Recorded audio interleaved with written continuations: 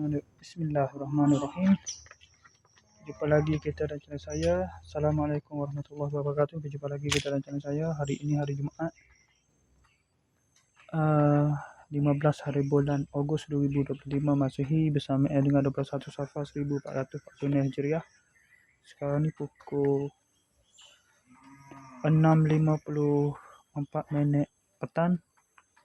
Seperti biasa, video daily report kita untuk hari ini. Selepas pada buat video daily report malam tadi, saya terus balik ke rumah.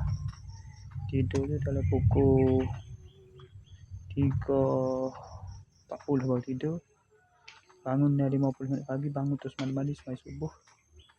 Kemudian sambung tidur balik, bangun pula pukul 10. Tengok sedar sekejap. Lepas tu duduk main musim mutar, makan sarapan kau semua tu tidak tu. Balik main Facebook tu. Balik main Facebook tu. Adik dah main Facebook sampai pukul 12 tengah hari. 12.30 mandi. 12.40 terus bersiap pergi ke masjid tu untuk sembahyang pada Jumaat. Lepas sudah sembahyang pada Jumaat tu, tak balik rumah lagi ni. Tak apa ke rumah lagi. Terus pergi ke tu. Ajak pergi kedai bakso tu.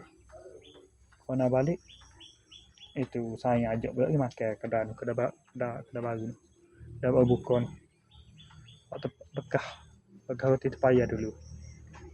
Nyewa baru dah kalau kasih goreng situ. Kasih goreng kerabu.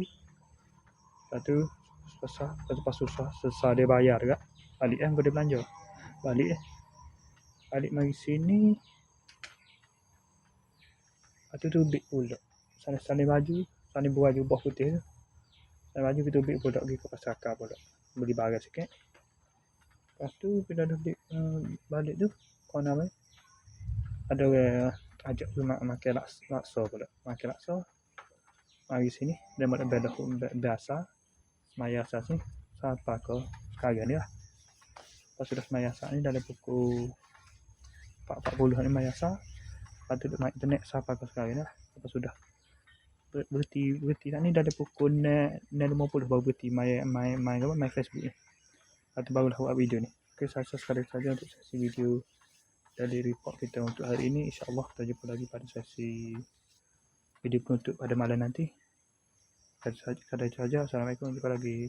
Bye.